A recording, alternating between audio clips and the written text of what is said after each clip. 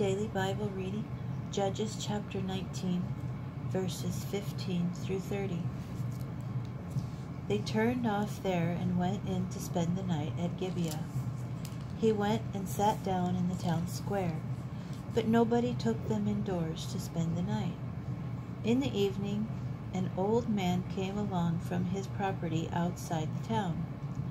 This man hailed from the hill country of Ephraim and resided at Gibeah, where the townspeople were Benjaminites.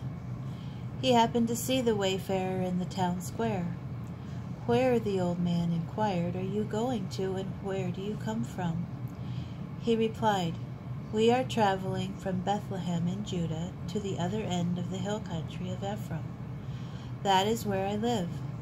I made a journey to Bethlehem of Judah, and now I am on my way to the house of the Lord, and nobody has taken me indoors. We have both bruised straw and feed for our donkeys, and bread and wine for me and your handmaid, and for the attendant with your servants. We lack nothing." "Rest easy," said the old man.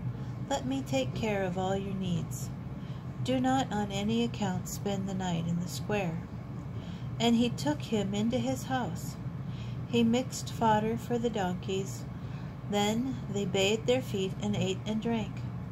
While they were enjoying themselves, the men of the town, a depraved lot, had gathered about the house and were pounding on the door.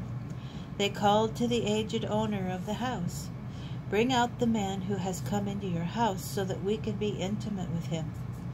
The owner of the house went out and said to them, "Please, my friends, do not commit such a wrong. Since this man has entered my house, do not perpetuate this outrage. Look, here is my virgin daughter and his concubine. Let me bring them out to you. Have your pleasure of them. Do what you like with them, but don't do that outrageous thing to this man." But the men would not listen to him.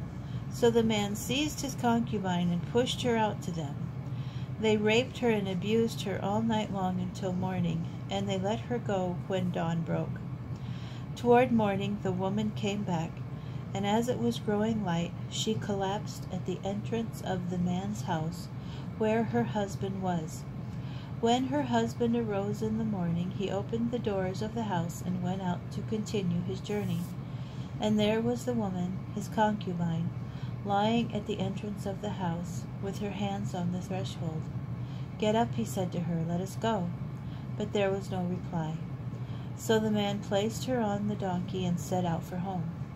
When he came home, he picked up a knife and took hold of his concubine and cut her up limb by limb into 12 parts.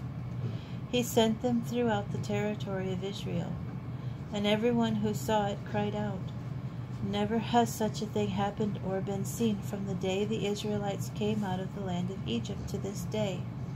Put your mind to this, take counsel, and decide."